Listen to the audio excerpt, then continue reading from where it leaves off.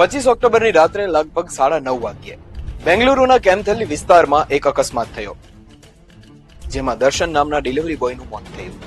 પોલીસે સીસીટીવી તપાસ્યા અને તપાસ શરૂ કરી તો કેસ રોડ રેજનો નીકળ્યો. હાલમાં મનોજ નામના એક માર્શલ આર્ટ્સના ટ્રેનરની ધરપકડ કરવામાં આવી છે. નમસ્કાર, હું છું કશ્યપ. આખરે કારમાં સવાર દંપતીએ ડિલિવરી બોયને કેમ કચડી નાખ્યો? રોડ રેજ શું છે અને રસ્તા પર લોકો આટલા ગુસ્સામાં કેમ હોય છે, જાણીશું આજના એક્સપ્લેનરમાં.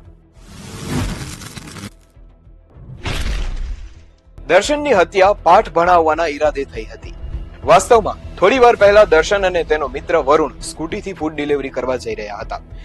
નટરાજા લેઆઉટ વિસ્તારમાં તેમની સ્કૂટી એક કાર સાથે અથડાઈ, જેના સાઈડ મિરરને નુકસાન થયું. કારમાં મનોજ કુમાર અને તેમની પત્ની આરતી શર્મા સવાર હતા.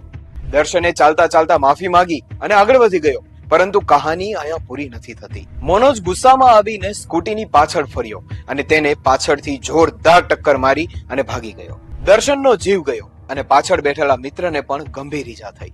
પોલીસે સીસીટીવી તપાસ્યા તો સત્યનો ખુલાસો થયો. મનોજ અને તેની પત્ની માસ્ક પહેરીને ઘટના સ્થળે પોતાની કારના પડેલા ટુકડા ઉપાડવા આવ્યા હતા. હાલ મનોજની ધરપકડ કરી લેવામાં આવી છે.